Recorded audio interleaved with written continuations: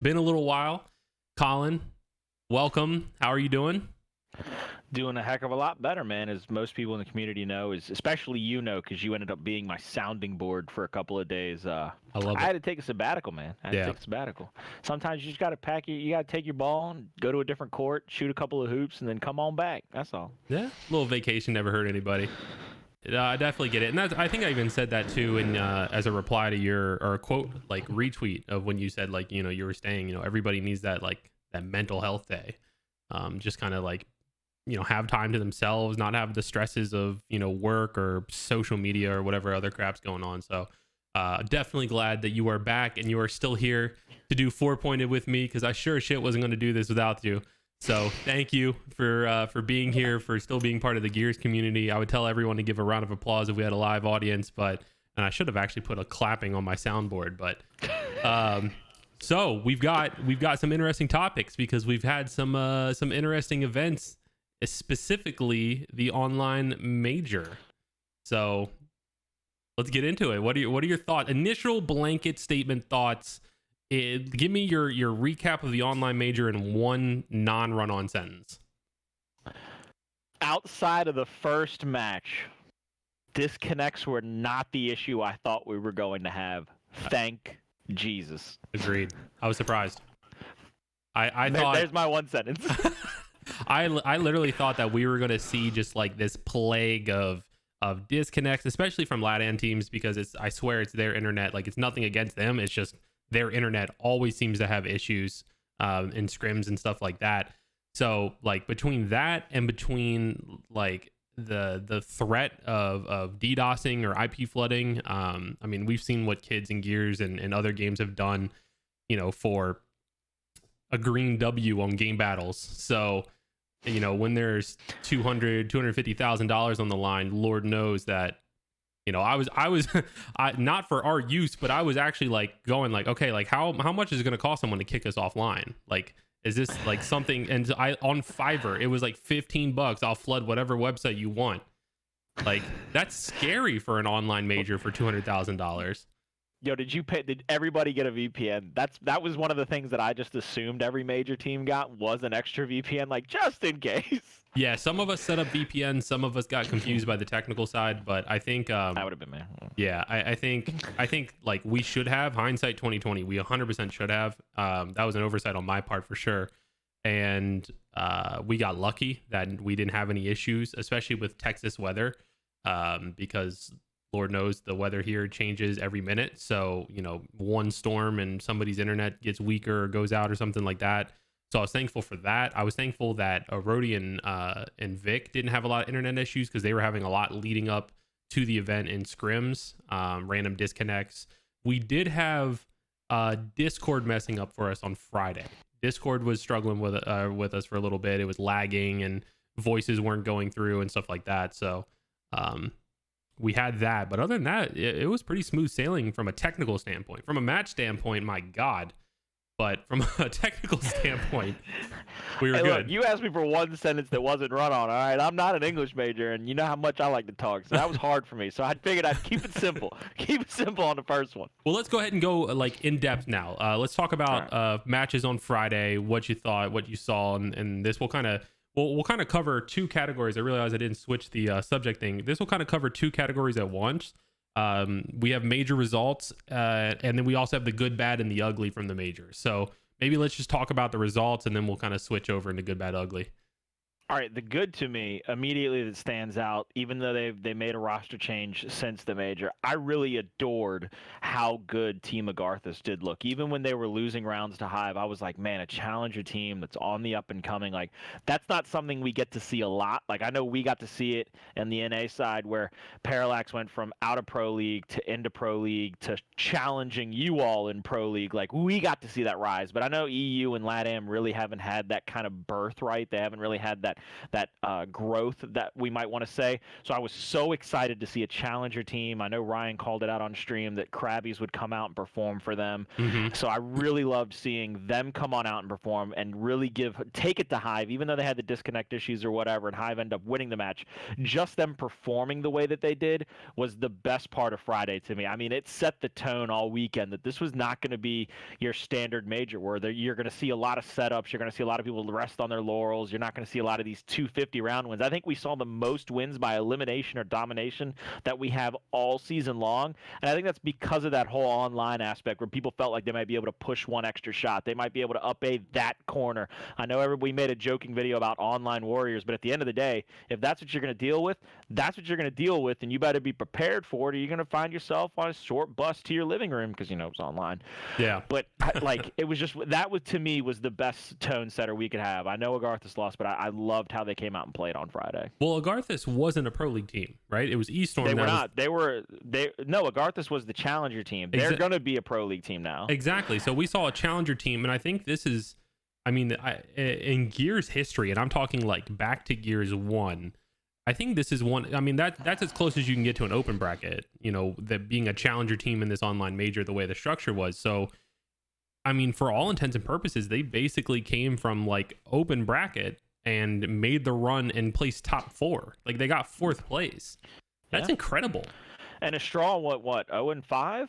Lost all three of their Swiss. Yeah, I think they literally went back-to-back losses. No, I think they lost all 5. They were 0-4 the last time I saw them. Yeah, I think they got maybe 2 maps this event, maybe 3. So that had to be an ugly. That's a result and an ugly. So everybody thinks the straw is going to come out, and I know Brainiac, my main man on Twitter, actually clipped me saying from San Diego when I did their match going to grand finals that they would have to represent, country and pride and all that stuff. He clipped it and he was like, I guess they're really going to have to represent country and pride. Like, I know he did it in a joking manner for a different reason, but then they come out and they're flat as a friggin' red line, man. I mean, there's a beep. Somebody call a code blue, get a defibrillator in there, see if they can find a heartbeat on that team early on. Yeah. So I was super impressed with Agarthus. Krabbies and Gary, specifically those two. And something I like about the Latin American playstyle, and I noticed this in a few teams, is they really don't give up. Like their playstyle is good for online because it's very aggressive, it's very in your face, which works better online than it does on LAN. But at the same time, they don't stop. Like a lot of teams, when you're like, okay, UYU or Quarantine, they'll chalk this round, they'll stop respawning, they'll save respawns. Agarthus is like, 1 respawn next round? Fuck it, we have a chance. And they spawn up and they start running at you and they almost catch you off guard. And so that aggression and that, they didn't treat anybody with we overly respect this team or we're afraid of you or anything like that. It was like, we're going to run at you. We're going to try to outshoot you. And if it works, then awesome. And we're going to keep coming and we're going to keep coming and we're going to keep coming. And I mean, that's what worked for them. I think that's what caught a lot of teams off guard. But by God, you got to give it to them if that's what's going to keep working. And especially, I think it was late Saturday night. They're up against Vanquish. Vanquish goes up 3-1 on map 3. You get the round where 4 members of Vanquish are huddled around them. They're emoting, they're humping, and all that stuff. And next thing you know, Agarth is like, "Oh, okay, they're loosening up the jab and the left side of the ring." You're like, "All right, they're gonna come out swinging." You're the ref, and you're like, "All right, you can stop hitting them in the corner now. All right, Vanquish is dead. Okay, you got to stop hitting him now. All right, this is just ridiculous, Agarthus, because that's your point proven right there. Is they're down 3-1. They were way behind on respawns, and they just kept taking fight after fight after fight, and it's like, my God. So, yeah. Big ups to them. Huge surprise out of them, but I love to see them do it. I think the other surprise, and you might not think it's a surprise, because I know in the pro community there might have been a different spin on how they might do in an online major. But one of the things from a community standpoint, especially if you watch chats, if you watch Twitter, the way that most of just the spectators have recognized them or have come to know them, I don't think anybody saw Rise Nation making the run they did, going undefeated the way they did, taking out y'all and Quarantine to stay that perfect record all the way through. Yeah, I know they finally dropped to Quarantine. I don't think anybody really saw that coming out of them. Yeah, no, I I think like originally, like very early on, maybe like week 1 of the Pro League before we kind of saw like their decline. I think a lot of people actually expected them to do really well as soon as the online major was announced, because it's like, oh, it's Rise, it's online. Like that was kind of like the joke, I guess, running in the community. But then they went through that like phase of like being almost non-existent, like just not like a very good team. And no offense to those guys, and I have no idea why that was. On paper that roster is great or was great, and in practice, in matches, it just wasn't showing up. So we saw that decline. So I don't think anyone really, like you said, expected the like just the power and the strength and the aggression that they came out with on Friday, and like how they handled themselves. Like they showed up like the Rise that we should have seen the entire Pro League. Like even when we lost to them, I DM'd like Drix and Shocks. I was like I hate losing, but like Jesus, like y'all look good. Like I'm happy for you guys, because you should have been this the entire like last 2 months. I was gonna say Shock had that. He had a 4-piece or a 5-piece on Vascar to help close out a round late on Friday or late on Saturday. I mean, he was just late on Friday. He was alive for what seemed like a small eternity. And I know somebody. I went back and watched the VOD. For my own personal reasons, I was sitting there watching. I was watching Chad at the time that he was going off, and somebody was like, please just kill him. Somebody please just ninja kick the damn rabbit. Like he was alive for like all the rounds prior to that were like 3 minutes and 13 seconds, and it felt like Shock was alive on that hill for 3 minutes and 13 seconds by himself. Yeah, like it was just unbelievable to see him do that. No, Shock was playing out of his mind. Yeah. Oh my God. Can't give him any bigger props. Something I was gonna say, and if people can go back and watch the VOD of our last 4-pointed episode, if you take a Garthus out, like if you take them finishing 4th overall out, okay, you just take them. You and I had some pretty good predictions, so I'm gonna pat myself on the back. Screw it, I'm gonna go ahead and pat myself, because we both had Vanquish and Parallax finishing up there, and I think the top 5, and they finished 5 and 6 respectively. I know they were like 5th through 6th or whatever because they lost in the same round. But, I mean, we both had them up there. I had PDHM finishing a little bit higher. I thought they were gonna be honestly a little bit better, but they end up finishing top 8. So I don't know if everybody saw that. Hive, we both kind of guessed might have that ball off because of all their struggles. I know there was the rumor of them trying to play together. They all went to the same location or something along those lines, but that still only netted them a top 8. Yeah. So, which is probably what prompted something we're going to talk about later. But, I mean, we both said UIU would be up there. We both said, of course you did. We both said Quarantine would be up there. We both said Rise would be up there. You take a Garthus out. I mean, we look a little bit like a junior. I'm just going to throw that out there. A Garthus was definitely like a dark horse. We definitely didn't expect. I remember saying, because we talked about like what our dark horses were, who our dark horses were. And I remember VQ, I think, was mine, and I think you said Parallax or PDHM were yours. PDHM was my dark horse, because I thought Parallax, after what they showed me in Pro League, especially against Shaw, I was like, dude, they're just going to finish top 5 just flat out. Yeah. They're too good to lose prior to top 5. And I was like, PDHM has been showing me a lot of like heart recently, so I thought they were going to have a little bit of better showing. But you can't. Not for nothing, don't take anything away from PDHM. They did play probably a lot better than people expected. Out of 24 teams, with the way they finished Pro League, to finish top 8, you can't tell me that was better. That wasn't better than what people expected. Oh, for sure, especially with it being more international event. I wish we could have seen how it played out with Fire and Ice and PK being part of it. Because I think that would have affected the standings a lot too. I'm sorry. No, I'm just kidding. Yeah. I don't have to do that anymore. Yeah. No, they're back. They're official. And we'll talk about them in the next part too. But I mean VQ is pretty close to beating a Garthus. Like you kind of mentioned too. So like I feel like VQ could have easily made a similar run. I don't know if they would have gotten top 4. Who did a Garthus beat before they played us? Was that? They beat Vanquish. Okay, they beat them on district when Vanquish was up 3-1. They beat them on district to come and play y'all, to have the honors of going up against you. Yeah, so if Vanquish had won that match, then they would have been top 4. Well, yeah. Yep. So I think that was impressive. It's still crazy to me, and I didn't even realize it after the event. But we our run from losers bracket started with us. I think our first match on Sunday was against Parallax, and we went up. I think we went up 4-0 on Training Grounds tiebreaker, or maybe it was like 3-1 or something along those lines, and it came down to a round 9. And I had no recollection of that until like someone was like, yeah, remember when we played Parallax today too? And I was like, wait, that was today? So you were basically the Undertaker at WrestleMania 30. You don't remember anything from that match? Nothing. I remember coming through the curtains and then that was it. that was the last moment.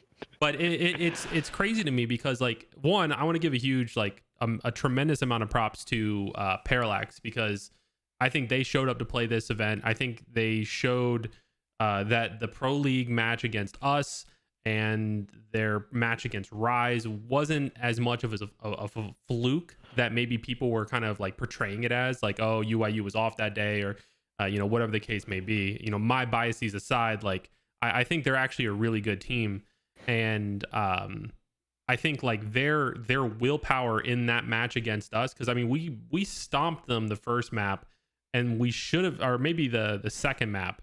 And we should, I don't remember how the maps were. I just remember we played Icebound and we were up 4-0 or 4-1 on that map and choked it. And I remember Tiebreaker Training Grounds, we were up 4-0 or 4-1 and nearly choked that one. And honestly, like, one, that takes tremendous mental fortitude.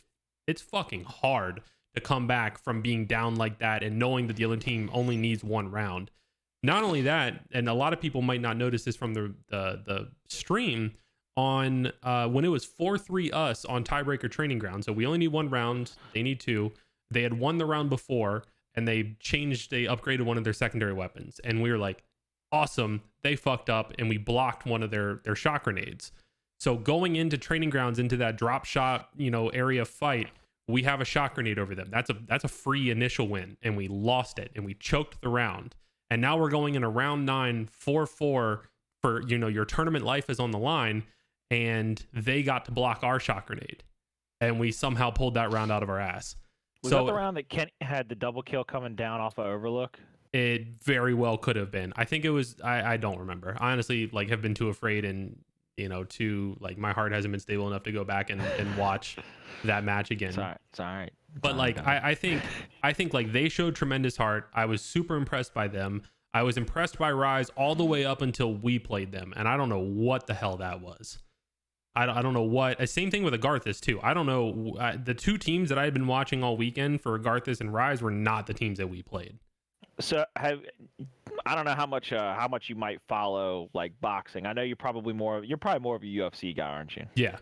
Okay. Well, in boxing, there's an old adage. So going up to a championship fight, a lot of boxers will take like 2 or 3 sparring sessions, but they'll go no helmet on the spar, and they'll wear weighted gloves, whereas they'll let their opponent use the 4 ounces, and the opponent will have the helmet on and everything, because what it does is it forces them to play it like that championship fight. They're having to dodge the jab, they're having to slip the hook, slip the jab, really make sure they're playing the correct defense, getting a good combo coming back out of the corner.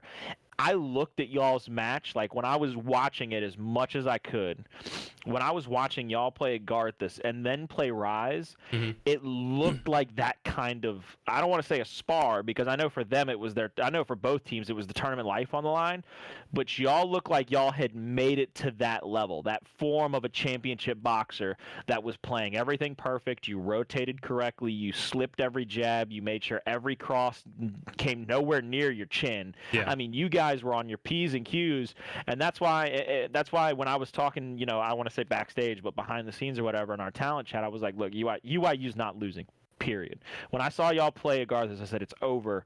Like, start writing the check. Just cut it right now and get it over with, because for me it was one of those moments where I was just watching you guys just take fights in such a perfect way. There was never a fight where I thought y'all were going to lose the fight going into it, and it just proved me, especially proved me right. I know y'all had to go to the final map to win the grand finals. I understand that it looks bad leading up to that final map, and even in that final map there were bad moments. But even in that final map, Solars goes for that last second flank like he did a few matches before, where he comes around the underpass of Asylum. It gets called out. Yeah. Y'all play perfect defense, kill him before he even has a second thought about getting up those stairs to really wreak some havoc. That's the kind of thing that you had to be ready for. That's the kind of thing you had to scout. That's the kind of thing you had to know going into that match. So for me, that's why I looked at y'all's Agarthas win and y'all's Rise win. I don't know what happened to those two teams. I don't want to say that they lost those matches. I would much prefer say that y'all went out and took it. Y'all Yeah. weren't going to give them no chance. Yeah, I mean, I think a team like Agarthas who has that over aggressive play style is a team that we can play well against, and we had confidence because we'd actually, spent time scrimming that team. So we felt like we knew them pretty well. We'd scrim them 2 or 3 times. So maybe not a ton, but the scrims were very one-sided. So, you have that confidence, and scrims isn't the same as a tournament atmosphere, and they've been looking really good. But we knew, like, okay, look, we have the gun skill to beat them. We have, like, we know their play style is just go and be aggressive, and they're never counting themselves out. So we know how to be ready for that. And there's not like any tricks or anything that they're pulling out of their sleeves. It's pretty straightforward. So as long as we're just doing our thing, we can play around what they're doing and come out on top. And I think that was what let us be able to execute, our strategy against them, is just that knowledge. But I think a big thing for our team is Friday and Saturday. I don't know what it was, but I feel like we were almost putting too much pressure on ourselves with this being like our first tournament together, and we took first in the pro league, and a lot of eyes are on us because we caused all the drama and we had the snake, so to speak, and like all that crap that everyone was saying leading up to this pro league split and this online major. And I think this is like, I think it's been a while since we've been in that position of like we're the top dogs and all eyes are on us. We've never been out of the talk, but we've never been the center of that talk. You know what I mean? Like not in a while, not since E-League. And we had or not since San Diego, basically.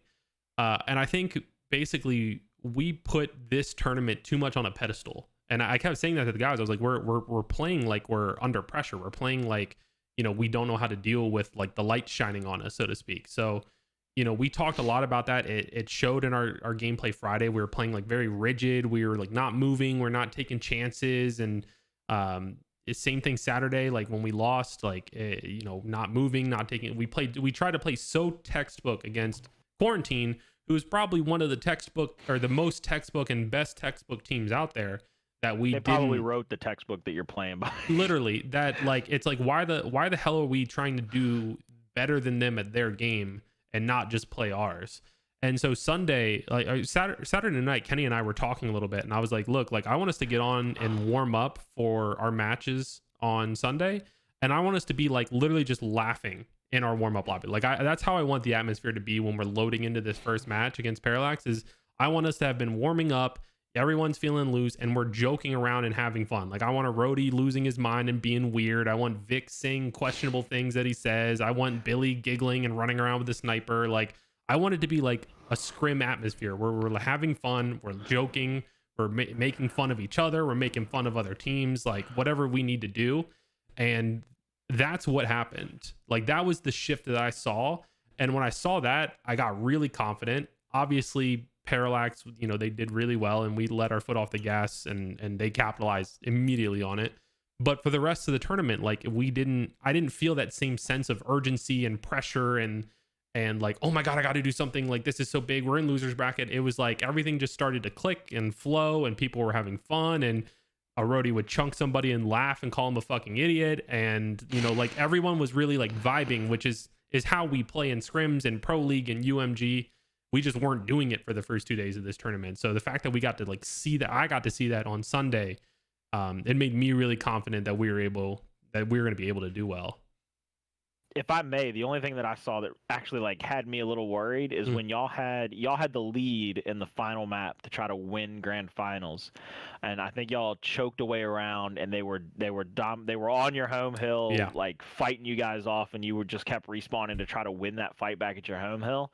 It almost looked to me like I think I made the comment to Deluxe, I think, inside our little talent chat thing that we had going on. We were all talking and watching it together. Is I said, I think it's the demons, and he was like, what do you mean by the demons? I was like, when you're a golfer, if you've got like a 3-foot putt to win a tournament and you miss it, it takes a while for you to get over that 3-foot putt that you missed to win a golf tournament. I was like, they got knocked out by Choche. No offense to Choche. Yeah. They got top 8 to Choche. It's just not what you would expect. Nobody on that team thought that would ever happen. I don't think anybody ever woke up on that Sunday in Mexico City and said, "Man, I can't wait to get knocked out by Fire and Ice." So like when y'all had that moment where they were fighting you off on your home and y'all were just trying your best to just win one fight, I started to rub my hands through my hair because I was like, "It's the demons, bro. The demons have found them. The demons have risen up in whoever's head is there Yeah. and have started to slowly choke the life out of them." And then I'm trying to remember who it was, but somebody got a 2-piece, and like you lost the round, but the 2-piece at the end where it was like somebody was crackhead bouncing, got one, up aid the second kid, and it was just like this last second display of, yo, we're not losing this. Like, I just killed 2 of these kids, like, as easy as friggin' Sunday apple pie. Like, I'm not losing this. Yeah. And I was like, okay, so there we go. Maybe the demons aren't as bad as I thought they were. But that was the one time really I got worried in grand finals, is that I thought the demons were gonna get y'all. Well, I think like from my perspective, and obviously like I'm biased, so take it with a grain of salt. Except I'm really smart, so don't. We should have 3-0'd, 3-1'd the finals. We absolutely choked Icebound, and our thought process going into finals was Icebound was our auto ban. We had been banning it the entire tournament. We also know that was your it's Forge pick from last year in Boston, wasn't it? Yeah, pretty much. And it's also Quarantine's auto ban, so it makes this weird matchup. And it's not like we're bad at the map. We just hate playing it because of the way that it plays, with that very like everyone cap your home hill and then everyone sit still, and the team that's behind by a fraction of a second, that's the team that's got to make, like, we hate that play style, and the way the maps is a whole different conversation. So our thought process was, look, like, we know it's their auto ban, let's just not ban it. We know that District, like, we have a better chance of winning Icebound than we do District because they love District. So let's just try Icebound and see what happens, because we know that they hate it as much as we do. So that was really like the thought process behind it, and then we were able to leave Vascar as the map that they got a free win on. The way the pick and bans worked. So like Vascar was the other map that we're like, okay, like this one, like we're not bad at, but they're probably better than us at this particular map. We've never played them on it, but from what we've heard. So let's let them have that one as the free win. Let's ban District and get that the hell out of here. Let's roll the dice on Icebound, and then we should be able to win the other 3 no matter what. So we felt like that we choked Icebound pretty bad, and we did. I think we had like a 4-2. We had a pretty big lead. I thought it was 4-2. Yeah, so we had like a 4-2 lead, and we choked that. But I think for Asylum specifically, there was the round that you were talking about. Then there was a round where we lost a 2v1 against Rushies. Mental and Kenny lost a 2v1 against Rushies on the B hill. And if they would have won that, they would have been able to cap the hill, and that would have won us the round, like in one of those like last second, split second things. So we had that round. And then I don't remember the other round that we lost, that we were down 3-0. And I remember us just going like, all right, I somebody said, I don't know, I don't want to take credit. I think I said it, but it might have been somebody else. We had talked about, we have this habit of getting stubborn and going like, look, we can beat these guys. Just get in there and fucking hit a shot. And we talked about going into Sunday, like, look, like we need to just lose that mentality. Yeah, it's true. You guys are the best. But if we're like down 3-0 and it's not working, like let's drop the ego and let's change the map, because that's what other teams do against us. Like let's be the ones to do that. So like before Mexico, we had prepped this drop shot on E strategy for Asylum. And it was something that we didn't get to use in Mexico, obviously, but we had prepped for that. It was something like the last week, we were like, all right, let's come up with some weird shit that we can throw out there when we play like for top 4. And we prepped this drop shot on E strategy. And I think it was either a UMG or a Pro League match. Quarantine did it to us because we weren't scrimming them. So it was one of those. And we like didn't run what we had prepped. We just like played weird. We were confused by it, I think, in the moment. And then for this, we were like, look, we know it's something that they've done to us, but it's something that we have like in our back pocket, and we've like refreshed, we've gone over, everyone remembers where they're supposed to go. Let's do that. It'll change it to the fight that we like on Asylum. and let's see what happens with that. And so we put that down, and that like changed the path of Asylum. I mean, we took it to 3-3, I think, and then did we go up 4-3, or did we go down 4-3? You went down 4-3. You won 2 back to back. So we went down 4-3. But like the guys, like once that shifted and we started winning those initials, and Kenny started having drop shot. I mean, like you can't not feel confident when Kenny has a drop shot in his hands. So it's like once that shifted, I think that shifted the momentum back in our favor. I think we saw a lot more success in our fights individually. We were flowing better. We knew what we were doing. We knew that they looked a little bit more lost than normal. And it felt like a lot better for us, like the way the map was playing out. And we got to dictate the pace. We didn't let them put a drop on tracks or something like that. That would have been more in their favor. Yeah, it was a that grand final. I didn't sit down for the last round of the grand finals. I was standing up and I lifted the microphone up like that, and that just, I think that was one of my favorite grand finals, like as a competitor. It's so weird, like being a pretty objective, like a pretty neutral third party, like sitting there and watching, because at the end of the day, like the thing that I want the most and like need the most from my perspective is I want everybody at home to feel like we just saw the best grand finals we ever saw. So I'm sitting there and it was like funny to me where like I would like Quarantine would make a good play, and it was like they were making their comeback on Icebound, and I was like, I'm trying to remember who it was that hit the it was like a 2-piece and a biscuit. Somebody hit on somebody else. Somebody got into a close range fight, got the melee off. I think it was. I want to say it was Icy. Icy got somebody with the knife, and then as soon as they hit the knife, when the guy got stunned, hit him with the immediate chunk. Yeah. And I was like, oh shit, let's go Icy, he's bringing it back, baby. And then like 2 rounds later, Kenny did that like crazy triple kill that he got on their home, on the second half home inside the building, where he got the like a double or a triple kill to end the round.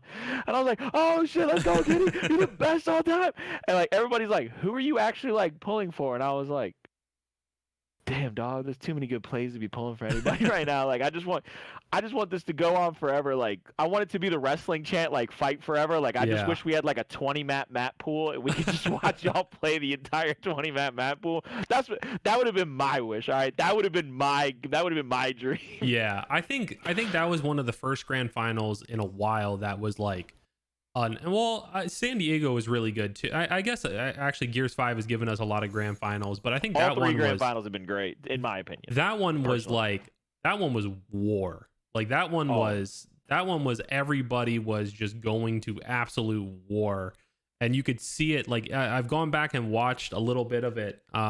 You can definitely see it from both teams. I mean, like I think both teams really put everything out there, and neither team, it felt like, gassed out, which I think we've seen for like a lot of LAN event grand finals, where like the one team, like Astral, I'm gonna call them out for San Diego, like they came out hot, one of them tweeted one more map and cursed themselves, and then they just looked like kind of ugly for the rest of the thing. So I need somebody to go in and clip a bunch of highlights from y'all's grand final against Quarantine, and then like superimpose it over like the flash fighting, like where they're just showing the punches from like Rocky 4 between him and Drago.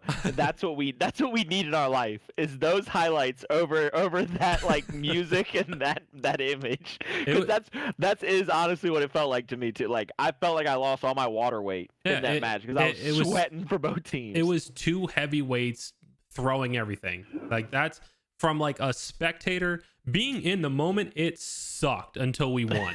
It was awful. Like for those of you out here who want to be coaches, that was fucking awful. But as a spectator, as somebody who loves Gears and loves competition, going back and watching it and like separating myself from like the team and just from the spectator casual viewer point of view, it was probably like one of the most entertaining, because it was back and forth until the very last round, and like they pulled out their their normal tricks of like Rush trying to sneak through the middle of the map and get to our home hill, and Fran pressuring up on tracks, and Brian flanking through mid. Like they were doing their things, we were doing our things, and it was just a really good, like really, really good grand finals.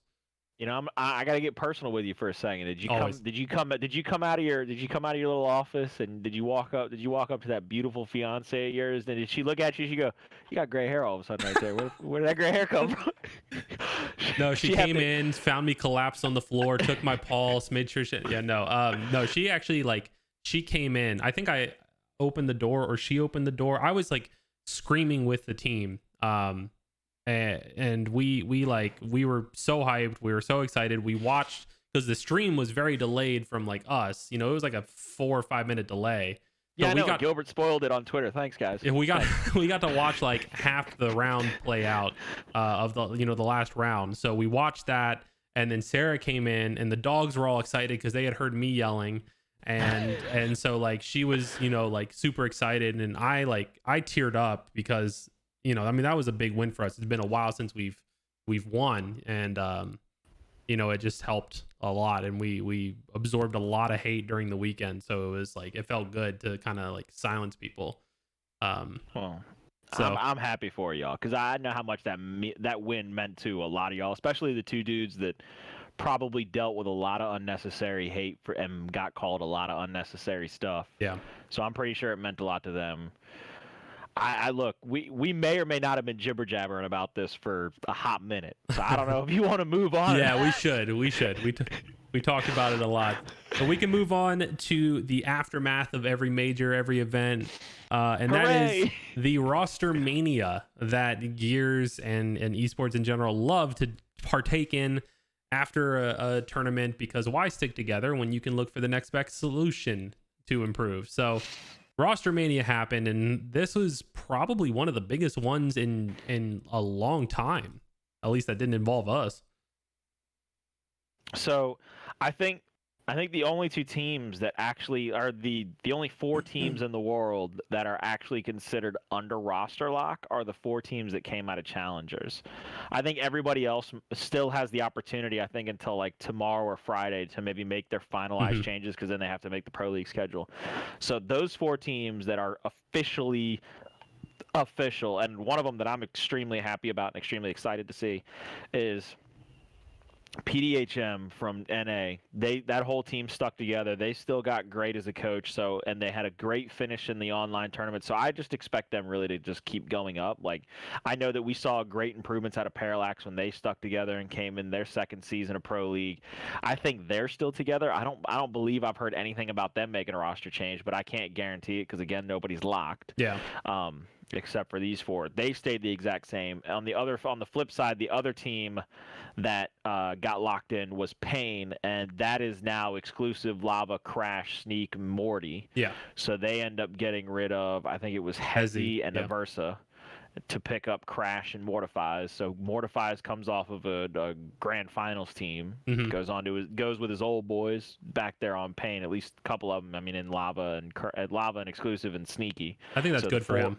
Yeah, that's definitely good for him. That's a bigger comfort spot.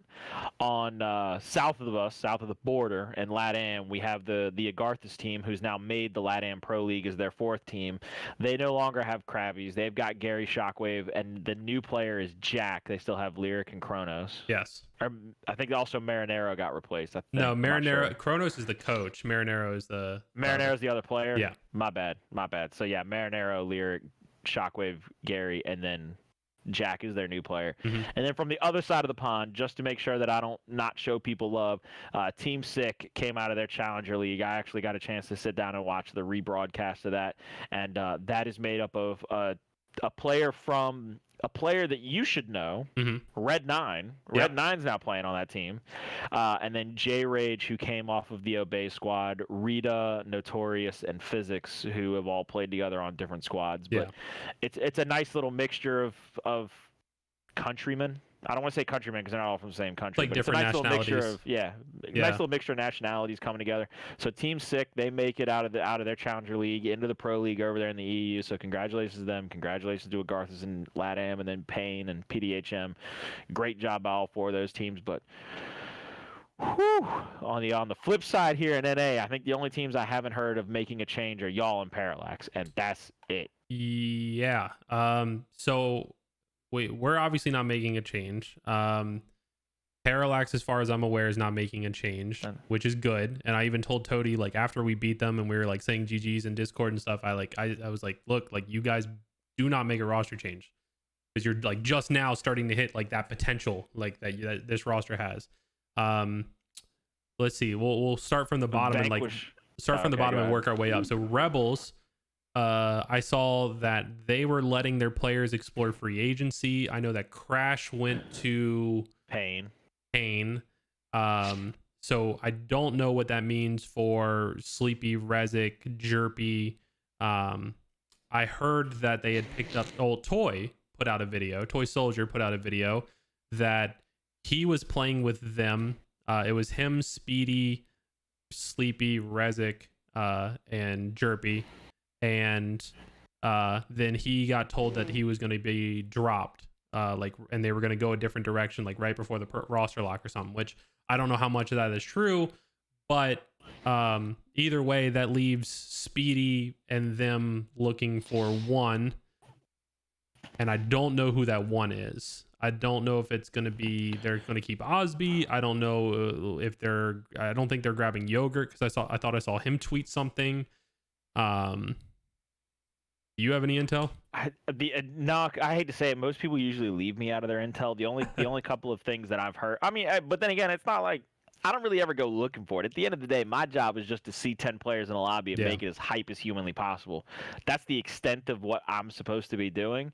I've seen screenshots out there of different lineups for Rebel. I think at one point they had Speedy playing on it, and then Speedy got asked to go do other things. I don't know what the conversation was. I saw a screenshot of him scrimming with a couple of those guys. I think he was scrimming with I think it was almost like a weird Ghost E United remake, where I think it was at one point I thought I saw a screenshot of Shock, Speedy, Rezik, and Sleepy scrimming together, and I was like, bruh, that would have been a bomb-ass Gears 4 team, I'll tell you that much. That would have been God mode. But anyway, I saw that. So Rebel's still a question mark. Yeah, Rebel's a big question mark. I think Vanquish is pretty solidified. I think they picked up Twista in place of Rocky, and that's the only real. That's the change they made. They even announced it. That's the only thing that I know they announced it. I can't say I think. I know they announced it. I saw the tweet. I don't think I retweeted it. But Vanquish did drop. What team is Twista from? I think he was a free agent, bruh. He wasn't on a challenger amateur team? I don't remember him playing on a challenger team, or at least a challenger team that was continuously improving. Twista, I know, knows those guys. He used to play in Gears 4. He actually played with the NJ Cubano's team. Okay. The Raw Talent team. Yeah. He had Immortal Spawn on that team and Cubano on that team. Wasn't God Plays on that team at one point? He might have been, but the one that I know and I remember even had the Big Brothers on it. I think it was the Big Brothers. Mark was on it, Mens was on it, Cubano, Immortal, and Twista. And that's a lot of veteran talent to learn from. So I'm sure he's still a really talented player. Okay. I just haven't heard his name thrown out there in the echelons of oh, he's a pro league player right now. Yeah. So that's why I can't swear that he wasn't on a challenger team, but at the same time, if he was, we weren't hearing about him. So I'm not sure what the thought process was, but no more Rocky, Twista in. Let's see if they continue on the upswing, because they did give a lot of people headaches. I mean, they never made it easy for anybody in pro league. Well, it'll be interesting to me too, because I feel like, at least from what I've seen from I think Rocky's streams, it sounded like he was very vocal. He was almost like an IGL kind of role for them. So then is Twista somebody who comes from a veteran team in Gears 4, or a team of veterans? I can't imagine him being the main voice, when he has 4 veterans on his team. So then does he bring that voice that Rocky brought, or is one of the other players picking up that slack? Or maybe it just, I'm misunderstanding the point of view. Maybe one of the other ones is really the the shot caller in the IGL. Either way, I think that team's weakness when you watch their gameplay is it looks like a lot of times they get off, on different pages, and they're kind of doing different things around the map. They definitely have the skill mechanically, but it'll be interesting to see if they can come together as a unit, especially with a new player who might not have that leadership, and we don't know who is going to be that leader. It was crazy because I think one of the things that I really loved watching in last Pro League was Handles' ability to bail people out of sticky situations. Handles having all the experience that he's had on LAN when he played with the old Nimbus boys, when then they became the Hive boys or whatever, and he continued to play with that group. It was he kept having to be this elder statesman, and he kept having to understand rotations and looking out for his teammates and all that stuff. And especially during Pro League, there were times where Handles would take this position toward mid-map, or he'd be taking I almost called it like a swing player position where he could either go and help one side or go help the other side. And all of a sudden, one set of teammates would get into trouble. He'd rotate over. They'd somehow win the fight, and Handles would move on with his life. And I was like, dude, how is he like? He's always in the right spot, but then again, he's playing the perfect spot for him, if you ask me. So, Yeah. I'm very much like you. I want to see if they can continue to progress. I know Yachty's a very skilled player for them. I know he's probably going to be working on some things. I know he had some missteps with the drop shot in a couple of pro league matches that might have helped them win some matches. So if I'm Yachty, I'm sitting in a private or I'm going into ranked lobbies and just going for the drop shot to make sure I can practice it, make sure I learn the angles, make sure I learn how to drop it and properly get these kills, because you don't ever want to see a team, have that come back to bite them or come back to haunt them, especially in pro league. You got to go customs 2v2 or 3v3 drop shot only. That's the way. That's how we did it in Gears 4. Okay, that's whatever you say, Coach. I'll take your word for it, dog. Drop shot only. I got to ask you, how do we explain the next team that we have to talk about, though? Because technically Rise dropped 3 players, so Rise loses their pro league spot.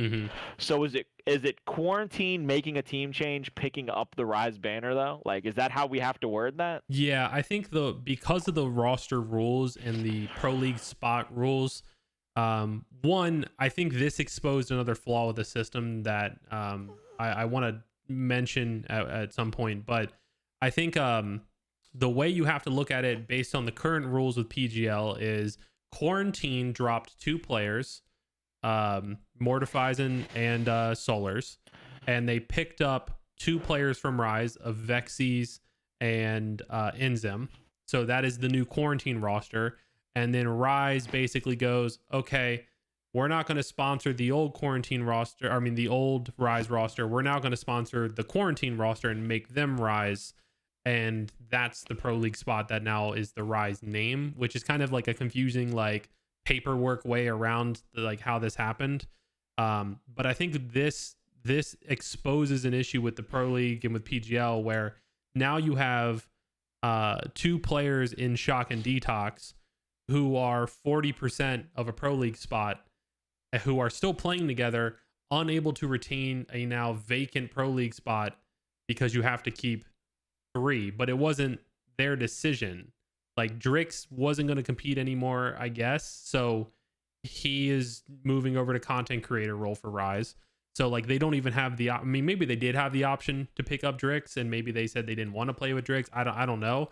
But if let's say they didn't have the option, that means it's basically split 50-50. Like take Drix out of the equation, you have 2 players going each way, and Rise isn't going to keep that pro league spot.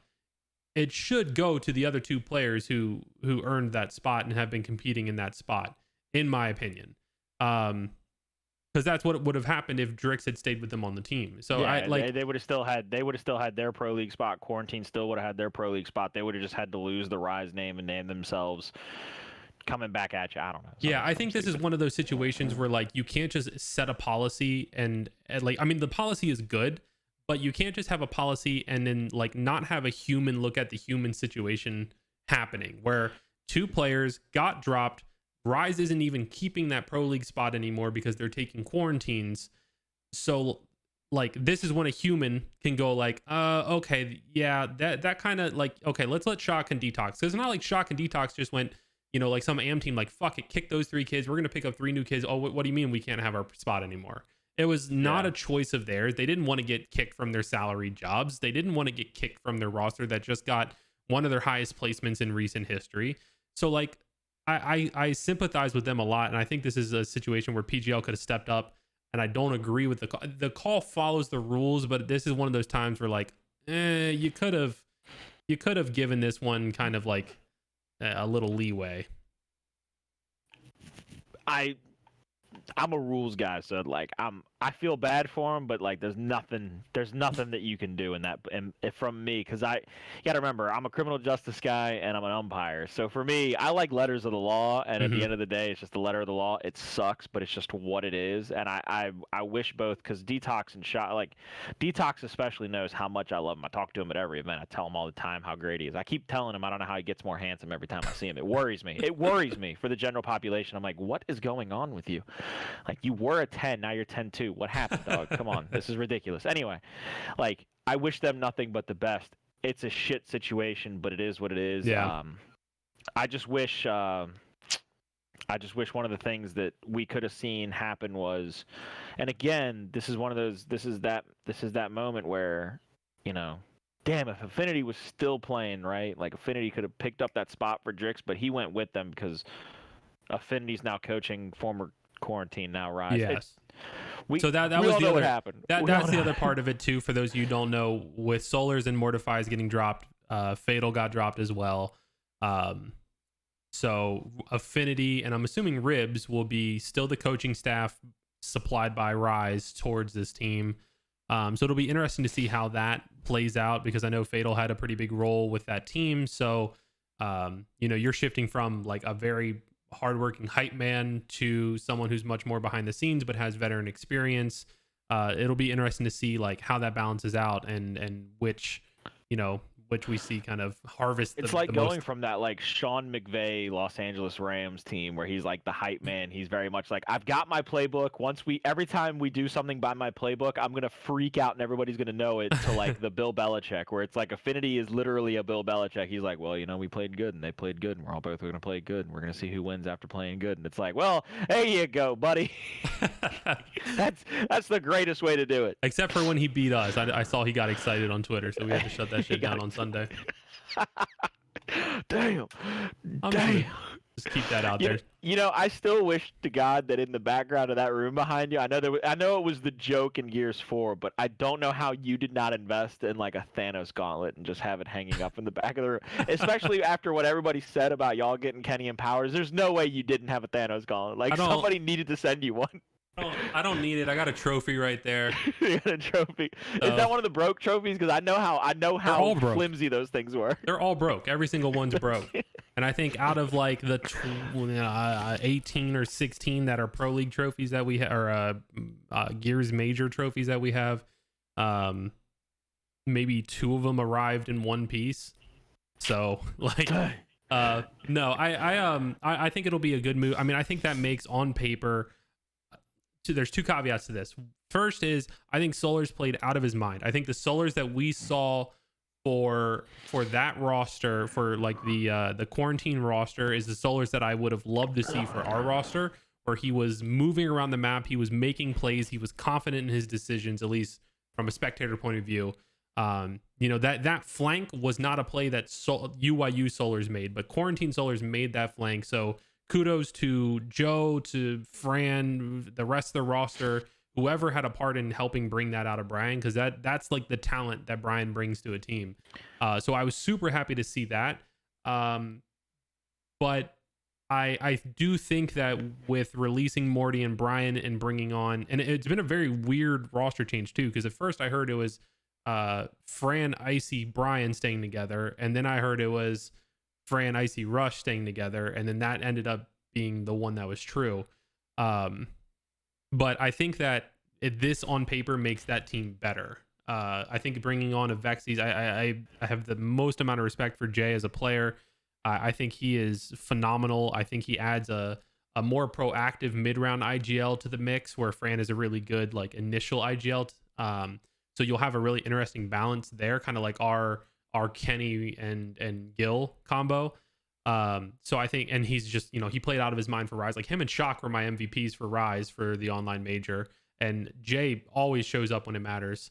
And then Inzim, who's, the next up and coming young talent. Now he's with a roster that he can be really confident in, because they're seasoned grand finalists and 2-time champions, for Gears 5. So I think he has like the right people around him. I think we'll see more out of him, and I think we'll see Jay fit into this role really well. So it'll be interesting to see how that team comes together. I was gonna say, I think it takes a lot of the pressure off of Jay to make as many calls as he probably did when he had the previous roster. And I was thinking about it. I was like, dude, that makes for a scary Avexies, because if you can let him, if like Fran can look at him and be like, all right, look, for the first minute and a half of a round, kill everything in front of you. Mm-hmm. Don't even worry about it. If you want to say a number, say how many are in front of you. But I'll make sure somebody goes with you to help you get that many kills. Yeah. And I think that frees him up. Like, it takes the chains off of a guy like a Vexies. It frees the beast, if you will. Especially and now with Inzem, you've got two whirlwinds on the map. You still have Rushies, who's probably still one of the best quick pick players in the game. Like, I know he loves putting that. I know they love to put that drop shot. I know he said that he doesn't want to pick it, but his teammates try to force it into his hands. But it doesn't hurt that whenever they put it on that bottom, bandstand of the of district. I mean, he's always first in there. He's always making everybody's life a living hell, and he's usually one of the first people to be able to pick it up and get it the hell out of Dodge. So, yeah. I mean, that makes a hydra of a 3-pointed monster coming at you in the initial round, which allows Fran and Icy, if the meta changes, because again, we don't know if there's going to be changes to how much damage rifles will do, or if they'll change the utility grenade meta to where we won't see it be, smoke, flash, instant, shock, Yeah. and then maybe a drop. So, like, we might even get to see that whole, like, oh, we're going to put a sniper down all of a sudden, and now you've got to worry about Icy and Fran just sitting back and going back to being friggin' marksman back there when they have the 3-pronged assailant in front of them just killing everything in sight. So yeah, that team sounds really scary. I don't know if they're gonna have growing pains the first few weeks of being together, but right now, that just from the sounds of it, it's like, I don't know if I want to be the first person to take a beat down from them. I really don't know if that's gonna be something I'd volunteer for. Yeah, I think a lot of teams have like their honeymoon phase where everything feels like it's clicking really well. I think a lot of teams have growing pains where you're trying to learn each other's play styles and figure everything out.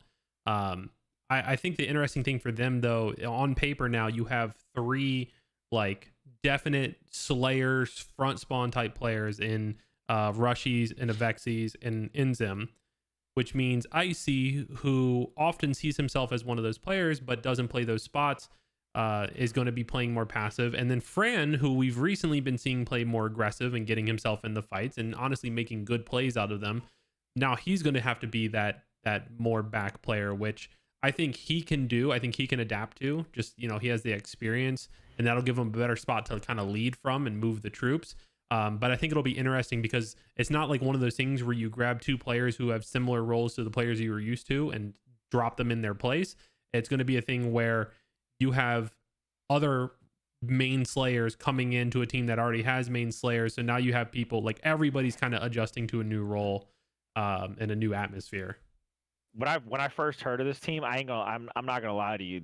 From my perspective, when I first saw the announcement from Rise, I said this was literally a team built to try to match like position for position. Like, as weird as that sounds, like if you were to almost look at, I know you have a League of Legends like love, and I've got a Dota love. I know in those pre-games, you look at it as almost like trying to counter the champion or counter the hero, whichever game you prefer. Yeah. I look at them building this roster with the way that these 5 players are built on Gears 5 to literally just try to match your roster, where it's like Fran and Gilbert are always going to be compared to one another because they're the IGL. They're going to take whatever role they have to. And it's like, all right, we've got Inzem, you've got Powers.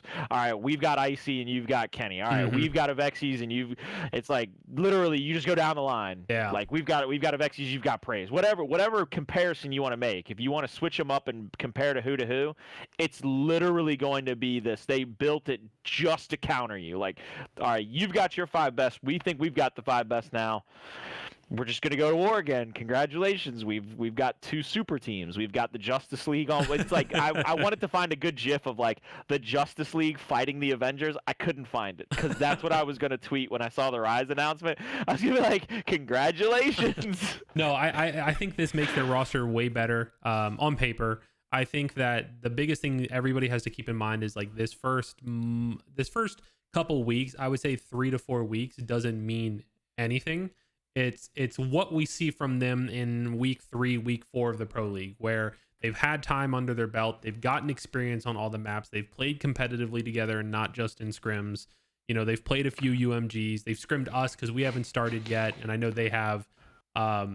And like they really get like good time to get together and be together, because this community will like jump on and immediately bandwagon, oh, they suck, and oh, they lost these scrims, or oh, they're the best team in the world because look how who do bad we hashtag drop now though? Yeah. Like, if Drix is gone, like what is the Twitch chat gonna do? Yeah, and then Inzem is going to have to live up to a lot of pressure as well, because he's going to have a lot of eyes on him. You're in a superstar roster. Not saying that Rise wasn't, but this is definitely. I mean, this is grand finalists, right? So like you're in a star-studded roster, and he has the young gun who hasn't had that chance, has to live up to it. So I think there's going to be pressure on his shoulders.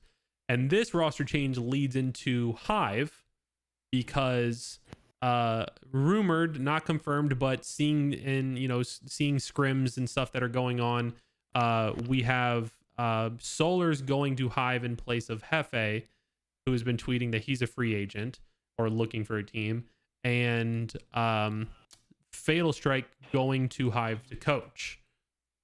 So what are your thoughts on that? I've always said that Solars is the perfect soldier. Mm-hmm. And one of the things that I think Hive needed was not another perfect soldier.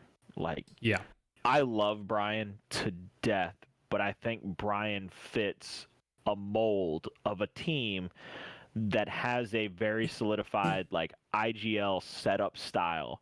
Like that's why I think I hate to say it this way, I think Quarantine performed above expectations in moments and in times in that tournament because Solars is a perfect soldier. Like Fran was like, we have our setup. Oh no, they're breaking our setup. Brian, I need you to go through this tunnel, around the bend, into grandmother's house and kill 2 people. And Brian was like, all right, I got that. Mm-hmm. And I think as a player, Solars is perfect. Just the way he plays, the mentality he brings, I love him to death. He's one of the guys that I will always respect for his capability. But I don't know if Hive needed a soldier. I felt like Hive needed more structure, if anything. They needed to be pushed by somebody that was maybe a little salted, a little seasoned, maybe a little pepper on them. I don't know what it is. I don't know if they're expecting Joe to bring that level of structure and to be kind of a coach that's going to be. If he's going to kind of be that coach to be like, you know what, I'll make every play call. You just kind of do what I say. I know Force is the IGL for that team. I know Force makes a lot of the play calls. He's a high intelligence human being. He knows how to play gears. He knows how to play high level gears. Because I know at one point it was rumored, he was like Fran was trying to get him. So that says enough. That says all you need to know about Hive or about Force's ability in the game. If a guy like Fran is like, you know what, I'd like to have that on my team. Yeah. Definitely. So that stamp of approval for me is enough, but I just don't know. I mean, if you take it at glance, like you use the phrase for the new Rise team on paper. If you take it at a glance, no offense to Jeff, it's just Solars is a better mechanical player than Jeff. Hands down. Yeah, no, I have nothing. So he's an instant upgrade. Yeah, I have nothing against Jeff. Like I think he did. I think his play style was a too passive version of Drix, where Drix was in the right place at the right time, but could take a fight if he needed to. And Jeff's instinct, from my perspective, watching through scrims and tournaments, was to run. Like his job was to not die. And I think that a lot of teams knew that was a weakness for Hive. And I think a lot of teams, including us, were able to expose that weakness. And I think them getting Brian is definitely an instant upgrade because, like I said, even though we dropped Brian, I still think highly of him as a player. So I think Brian is a good fit on that team, but it's weird because I know that team doesn't like me, but I think that team is really, really good individually, and something is not making them click on like a strategic next level, thinking of like 2 plays ahead kind of gameplay. Like if they get you in their game style and they're catching you off guard and they're picking fights with you that you're not ready for, that's the best Hive that we see. That's the Hive that gets top 4 back to back. But if they're not doing that and they're playing just casually or, whatever the hell we've seen for the last 2 months, then you get what we've gotten, and that's some of their worst placements. I actually started calling them dessert. Like I know that they're sponsored by Hive, but I like every time I'd see them in the champ bracket, even in Mexico City when I saw them in champ bracket in San Diego and I saw them in champ bracket, I said, oh man, Dessert's gonna win this. Oh man, Dessert's gonna win that. And finally somebody tapped me on the shoulder and said, the hell do you mean by Dessert? I said, if you look at Hive's roster, everybody on there is a dessert bar. You'll take a little bit of this, a little bit of that, a little bit of this, a little bit of that, but not one of them stands out to me as like the steak and potatoes of my meal. And then I saw TJ turn into a steak, but now you ain't got no potatoes. You got steak mixed in with banana pudding and vanilla ice cream and a Yeah. chocolate sundae. Like, I'm like, my God, I would take any of that. I would love to have me a bowl of banana pudding and a bowl of vanilla ice cream, but I ain't got nothing to supplement it with. I ain't getting no proteins out of this. Yeah. I ain't getting no starches. So for me, I almost look at like teams needing to be like Rise now is a balanced meal. They're a whole ass balanced meal. Yeah. UYU going into this major was a whole ass balanced meal. It was hard to deny that. They had every ingredient needed to give you a balanced breakfast, baby. I mean, they was gonna come at you, hit you in the mouth with it. But for me, I look at Hive and their dessert, man. I love them to death, but I'm like, damn, guys, I need somebody to evolve into that next level. They need to stop being so sugary sweet with their mechanical ability and getting all them kills, and maybe become a little bit more bland. I know it looks fancy. It don't look good on a resume to be a little bit more bland, but become that potato, become that starter salad. You know, help that setup, get that initial damage, so somebody else can go in and be that chocolate sundae. You know what I'm saying, dog? That's just how I feel about them. Yeah, no, I mean, I think Hive, like on an individual level, they're too good to be where they are as a team. Like, I think Noe's a phenomenal player. I think Forrest is a really good player. I think Tidy is a really good player. I think like Demise is a really good player. I think that team, like every single individual had a role and did it well, but they don't come together well. So when I saw them all tweeting like about being free agents, I honestly thought like, okay, like I think this will be better for all of them, because I could see all of them going to a team, making that team better, and not being in, at least from my outside perspective, I feel like there's kind of like this hive mind, no pun intended, where like they kind of pun intended. Don't mess with me. Don't mess with me now. Pun fully intended. Where like I think they kind of bounce off each other in terms of like I'm trying to think of the they already hate me. Fuck it. Their maturity. Like I think I think that like because like they've been a group for so long since they were like the young kids, and we saw the immaturity there. They've definitely grown up, but I think we still see moments of that, and I think that holds them back from achieving the potential that they have on a mechanical level. I think it's like the maturity level in their minds and the way they develop as players is holding them back, because I think Noe could be the next Mental. Like I remember a lot of people even said that for a while. Like Noe is crazy good. And like you said, Force, I mean, like he's phenomenal, but for some reason together, even though they've been friends for a long time, it doesn't seem to consistently click, and that doesn't make sense. That's the exact point I'm trying to make. I don't know what it is. Again, especially with Solars, even before Solars, when they had Jeff, they were 5 still highly skilled players. They still made a crap ton of plays. They were human highlight reels, and I just kept shaking my head when they would lose. When they would lose pro league matches this past past quarter, I kept looking at it. I was like, all right, I don't know how they lose, but okay, I guess. And then I would watch it back, and I was like, everybody's just playing for themselves. Yeah, they're just doing individual stuff. There was a lot of times where I literally thought, it almost looked like 5 Mortal Kombat matches. Like, I got my guy, you got your guy. Everybody's playing man-to-man. They never played team game. It was like they played man-to-man. And then when they had those, like, really good outbursts, even in the last major, when they played really well, they pulled Lancer. They sat back a little bit. They let people feed into their abilities. Especially, I mean, when they were playing Exhibit, extremely well. They were letting people feed into those hallways. They'd use their movement and get a quick 2-piece and move on with their life. And I'm like, man, this is it. This is the hive that we should have been seeing for 8 weeks. And then all of a sudden they'd go back to, well, let's just take every single fight all the time. And I'm like, it just doesn't work. Yeah. It might have worked. This team in Gears 4 probably would have been the scariest team on the planet, because they would have been able to get into every fight ever, because we all know how weak the Lancer was, and you could have gotten into every fight with a shotgun out, and you might have been able to just win a bunch of fights. But it's like here with the Lancer being what it is, it's just, to me, I look at them, like I said, I've already explained it. I don't need to say it again. It's dessert. I need somebody to get that next form. I mean, I used to get asked in my stream a lot in Gears 4, you know, if you had to build a team that didn't include any of your players, I always had Demise on that roster. Because I think like that's, and I would have had Noe if I didn't like see how he behaved on Twitter back then. So like I've always thought these players are so good. So I'm hoping that bringing somebody like Brian who has experiences, who's held a trophy for multiple rosters. I hope that bringing his experience in will help them. That being said, I know Brian's not the leadership type. That's not his personality.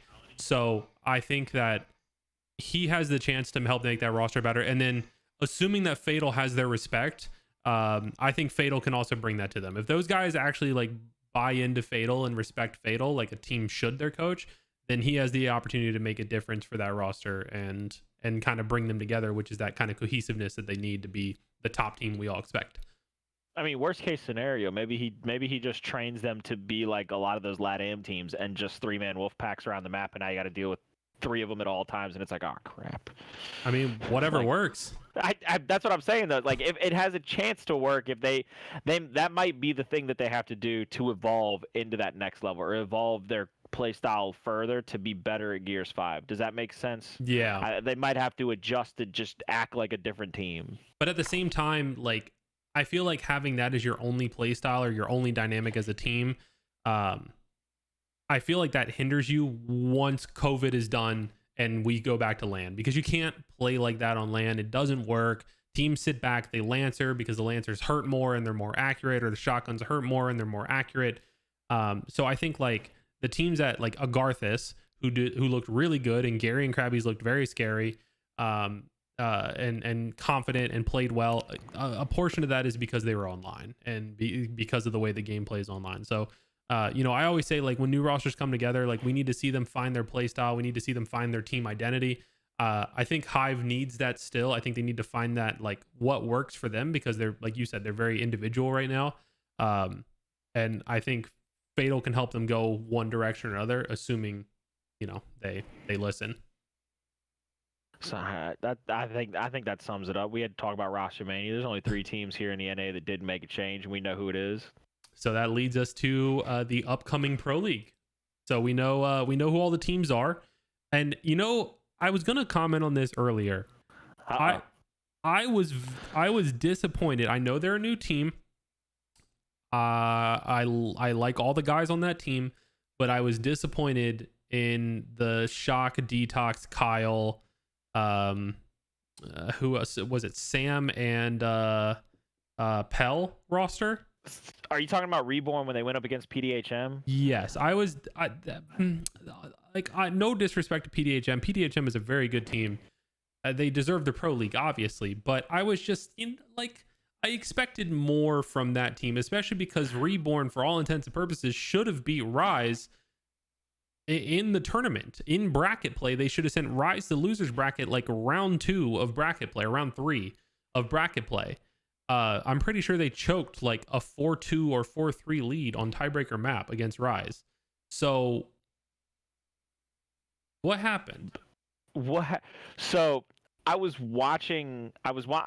back and watched it back because I wasn't back yet from sabbatical. Basically, I wasn't back from the vacay. Yeah. I went back and watched the stream, Shock stream, to see that match where they played against PDHM, where it was 3 maps for a Pro League spot. It was basically like a grand match, basically, if that makes sense. Yeah. Map number 2, Reborn 5-0s PDHM. And I think everybody in the chat, and I think most everybody probably watching it, if they had a chance to sit down and watch it, said, oh, it's over. Mm-hmm. And it went to Bunker, which is the same map that Reborn choked Rise away against Rise. But they've now got Shock and Detox, and it's like, ooh, maybe that's what it is. But Shock and Detox play the same exact spots for Reborn that they had the previous 2 members playing in the major. So nothing changed for them. They didn't go back to the drawing board with the 5 new guys and say, let's figure this out and play this a different way. Yeah. They didn't try to reallocate their resources. They just went back at it with the same exact strategies. You could literally watch it. There were moments in that map where the way that they placed weapons and the fights that they were taking, it was based off of, oh, he got a pick. Oh, let's rush that guy. Let's rush over that side and let's play our numbers really quickly. Even though if it was like the pick came in the mid cut and now you've got to leave the safety of the cover to try to run down to mid cut to help the guy in the next fight. Oh wait, you got Lancer down from behind because Tactics has the overlook position and he just Lancered you the whole way into the hill. Yeah. And now, oh my God, here comes Reptilian. Reptilian gets you while you're down. He shoots your teammate in the back. Now 2 of you are dead. Now it's a 4v3 instead of a 3v or a 3v5, and it's like, oh man, they're doing the same mistakes. And so as surprised as you might be in that Reborn lost that match, Shock played as good as he did all tournament. Like before that match against y'all, Shock was playing like in that match was playing like the Shock up to that UIU fight. Yeah. Kyle, a guy that took kind of his own sabbatical that we didn't really hear much from in between majors. Kyle is a guy going forward. If I need a really reliable human being to round out my roster, it's Kyle. Mm-hmm. He can shoot, he can shotgun, he can rotate. He understands the game from a logic perspective. I say logic, but from like a rotations perspective. He's positive. I love the way. Yeah, he's a positive human being. I love the way Kyle played in that match. Detox did the one thing that is my only knock on Detox's playstyle. The 5-0, Detox was game breaker on fire, couldn't stop him. No way, no how. Debate your mama. Detox was probably one of the best players in the lobby. Okay. When they went down on bunker, there was like one moment where if he had gotten one kill, if he had done that one thing he did in map 2, completely different ball game. PDHM is on the back foot. They win the round. And then all of a sudden, Detox makes that kind of suspect play where he bounces a little bit too much, and then he gets Lancer down, and now he's dead in the middle of the map. And it's like, oh, shit. Well, now Detox got a little streaky. So he's like, but you know what I'm saying? Like, all of a sudden, that on fire kind of comes down here, and it levels out. Instead of him playing at that potential that we know he has, and he's playing up there where he's on fire, he's back down here, and he's kind of leveled out. He's on average. And it's like, can't have that, can't have that, can't have that. So you say you were surprised that, that they didn't take PDHM in the match.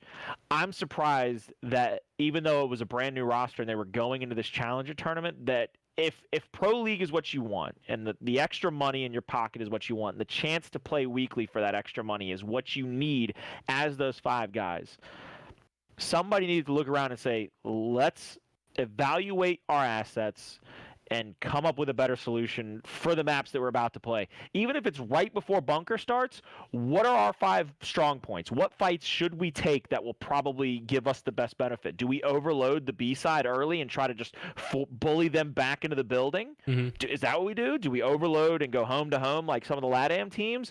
And they didn't do that. They just played the exact same way that they played in the major. And I think that came back to bite them. I think sometimes not taking a good hard look in the mirror will get you killed. Yeah, it was like I was talking about earlier. There's some times where you got to drop the ego as a team and be like, look, like we're good at this normally, but it's not working for us right now. We're down 2-0, we're down 3-0. It's time to change it and see what happens. Like we had to do on Asylum and put a drop shot down on an awkward fight. So yeah, I think a lot of teams don't do that well. The interesting thing will be to me now, and you might know this better than I do, are teams that played in that qualifier, so that Reborn roster, are they locked into that roster despite not making it? No. So they were only locked in if they won the Pro League spot. So we have Pro League teams haven't locked in their rosters.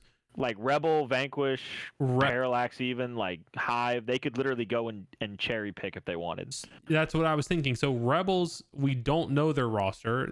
As far as I know, I have no idea who their 5th is. I saw somebody in chat say they picked up Hezi from Pain. I'm surprised Rebel as a company or an org isn't going, okay, look, we have a really good foundation with Sleepy, Jerpy, and Rezik. Sorry, I was drawing a blank on that. Like we have 2 like really strong stuff. Jerpy's one of the like unsung best players in the game that people don't. I think because of the teams that he's been on, he hasn't gotten the credit he deserves. Jerpy's a monster in this game. Just FYI for all of you out there. So they need. I mean, if Speedy's on the team, then they need 1. But if he's not on the team, assuming that that's only the 3 that they have is those signed 3 players.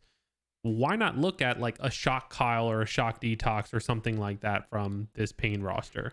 Like you saw how well Shock played. Like if it's me, if I know Ink is the GM or one of the managers for Rebel. Like if I'm watching the online major and I see Shock playing out of his fucking mind the entire weekend, and now he's homeless. I saw Detox playing really well the entire weekend. Now he's homeless. Kyle played really well in the matches that we could see Kyle. Like there's 3 really talented players and I need 2 to finish out and hold my Pro League spot. that the math kind of adds up. You ever heard of what Nick Saban does a lot when he's recruiting players out of high school? No. Take everybody that he's interested in. Doesn't matter. And Nick Saban makes enough money at Alabama football to do it. There's this whole wives' tale. Nobody can prove it, and he's never going to admit to it. But there's been photographic evidence that this is what he does. Doesn't matter if they're not signed yet. He can take them to dinner if he wants. Every player he's ever been interested in, he takes them to dinner, talks to them, treats them to a nice steak, whatever it is. Talks like has their family there. Mm-hmm. Like you said, if I'm Inc., if I'm somebody. If I'm somebody in that position, in a general manager position, I immediately go out. I can't take him to dinner because of COVID or whatever, but I take him to dinner in the idea that I get onto a Discord call. Like, I ordered you Uber Eats. Let's hop on Discord. Just talk to me for 30 minutes. Tell me what you think. Like, what are you looking for? Yeah. What is it that you think that you need to get out of a team, out of an org, out of a whatever? And then you go back to your three, primary. You go back to Sleepy, Jert, Rezik, whoever it is that's still staying around. God bless Zerpting. I love him to death. I'm never going to not love Zerp. I think as he gets older, as he matures and gets seasoned, he's going to become that force to be reckoned with, because I know he was a IGL on a few teams, and he was the tip of the spear on a few teams, and he's trying to just – he's made himself malleable, so I hope he finds a home. Mm-hmm. But if the three they go with is Rezik, Sleepy, and Jerp, and they need to, I'm literally just calling everybody, like, what are you looking for? And then I go back to those three and I say, this is what he told me. This is what he wants. This is what he's looking for. These are the roles that he plays. Step up and really be that true GM kind of just, you're reaching out. You're putting out feelers. You're trying to make sure and you're not breaking any rules by just calling these guys. It's not like anybody's going to care, especially if they're free agents right now. If they're not in the pro league, nobody's going to care. So for me, I think that's what he needs to do, or I think whoever the captain of that team is, if it comes back to being Sleepy, mm-hmm. Sleepy needs to get on those calls with those guys and be like, what is it that you want out of your pro league spot? Like, what is it that you want out of a team? Like, are you willing to work with us? Like, try to find that out. And I think that's one of the things that gets lost. I know I've always heard the knock on Gears that it's always been about who you know and not what you know. That's life, though. But I think a lot of the times, like right now, when it comes to the bag, when it comes to your green, you've got to be willing. You got to be willing to make those adjustments, if that makes sense. You got to go out and find the personnel. You got to be a professional about it. Because if we want to be seen as a professional league, we want to be seen as a pro league, God damn it, step up and act like a professional. Well, and at the same time, like, I don't know what happened behind the scenes that like screwed that roster over. I don't know why Crash wasn't playing. I don't even want to talk on the rumors I heard, because I respect those guys, but whatever happened there that had Osby playing, again, no disrespect to Osby, but he was coach. He was there as a coach. So like they already screwed the pooch last season. Don't do it again this season, basically. Like, you've got a cool brand. You've probably got like, I don't know, but they're 2 splits in a row. They're in the pro league. I imagine there's going to be some talk about them having a skin. So like, you have to consider that. You have to consider the fact that you've got 3 good players. Like, just make a good decision like around those guys. Like, they deserve it. Maybe there's an ego thing in play, but like, I mean, I know Shock and Rezik don't like each other or had a bad history, but bro, at this point, like that shit's got to get buried, because what you're doing is not working. People have got, like, I hate to say it, like, and I know I ain't got no room to speak because I ain't that damn good at the game, but God, if you're not holding up a trophy, you don't get an ego. Yeah, like I don't know how that's not a thing that people don't understand. You don't get to have an ego if you haven't lifted a trophy in the last 2 titles. Sorry about you. Debate your mama. You don't get to have an ego. I don't care how good you are. I don't care how individually good you are. If you come at me with an ego and I'm trying to team with you, I'm looking at you and being like, you know how many of these you got? Not one. Neither of us got either of them. Neither of us are holding any of these right now. We's literally both naked hands. All right, there ain't no championship rings on either of these hands. We both naked hands. Shut up. And we should play the game as good as we can together. That's just how I feel. That's just me personally. That's my soapbox. Maybe I'm stepping off now. Maybe it's the bad history between Rezik and Shock, but I feel like at this point, like that was Gears 4, wasn't it? Like, I think it's time to bury the hatchet. I think we know Rezik's emotional as a player. We've seen that time and time again. I think Sleepy is a veteran. He's a champion. He's been around forever. He's a good player. Jerpy, like I said, he's one of the best unsung like top players in the game that doesn't get the props that he deserves. Like, The building blocks are there. What that team does not have is they do not have people who you can be like, here is front spawn and second spawn, go kill shit while I shoot over your shoulder. That's what they need, and they don't have that. And that is something that Shock and Detox could provide, in my opinion. Stop having good opinions, god dang it. All right, it makes the rest of us look dumb. So, but they're in the Pro League. We don't know what the roster is. So our Pro League teams, PDHM qualified and Pain qualified, former Mazer. So again, they're back. Who did they kick out? Who kick out? Oh, because Rise left their spot. Yeah. Okay. Yeah, So Rise spot is quarantine spot. That weird thing. We got it. So we've got PDHM, we've got Pain, which Pain brings up another subject, and I brought this up about quarantine. If there are teams out there that are not under an org and are thinking that they're going to get an org anytime soon, one, let me tell you that it is a dry desert out there. So start branding your team. Like Quarantine should have had like a little toxic symbol, and they should have branded it and done their thing and built value in that way so people knew who they were, or they had the option to do their own thing like Tox in Halo. Pain, they've been Pain for 2 months now, or a month and a half, ever since they got dropped by VQ. Do the same thing, because they're too good, they're too big of people in the community to not be doing that thing. Take advantage of that. So like I'd like to see them brand themselves. Anyways, Pain, PDHM, they're in the Pro League. Rebel is in the Pro League. Hive is in the Pro League. PDHM, UIU, Parallax, Quarantine, Hive, Rebel, and Vanquish. So those are your 8 teams. It's pretty much going to be a run of what we should have seen before, give or take. Just about. I think PDHM is going to have a better quarter, because I expect them to take advantage of the first few weeks, especially if they go up against teams. They got to get a little bit better if they want to take on Pain. Pain 2-0'd them pretty tough in that challenger tournament. If they can jump on a team, if they can jump on that Rebel team going through growing pains, if they can jump on Hive, on Vanquish, and they can get a couple of early wins under their belt, they might be able to secure themselves up enough in the rankings to not have the same kind of finish they had in this quarter. So I look at them kind of making a leap. I think Pain is going to make a leap as well. I think Pain is going to come out strong. They're going to come out not taking no prisoners, because Crash is the only unknown on that team, and the other 4 guys on that team have all, I mean, four out of the 5 guys on that team knocked y'all out of San Diego. Yeah. I mean, so, I think that roster might have some of the same issue of like the slaying power isn't fully that. Morty brings it, and I'm excited to see Morty back on that team. I think he was a fish out of water on Quarantine. I think he will be a much better player on Pain. So I'm excited to see that. And I think the cliche question is, who do you like, the standings, who do you got doing the best, things like that. I want to flip it, because we know it's going to be a war, especially with these rosters coming out. Who do you think is going to be our what's the polite way of saying the worst team in the league? The bottom dweller, who do you think is going to be like up for relegation come the next relegation? That'll be how we close this out. Who do you got? If Hive doesn't improve, and they're not going to be playing together, most of the improvements that I saw at the LAN almost felt like it was that rumor where if they were playing together, because that was the only times I saw them all last quarter playing together.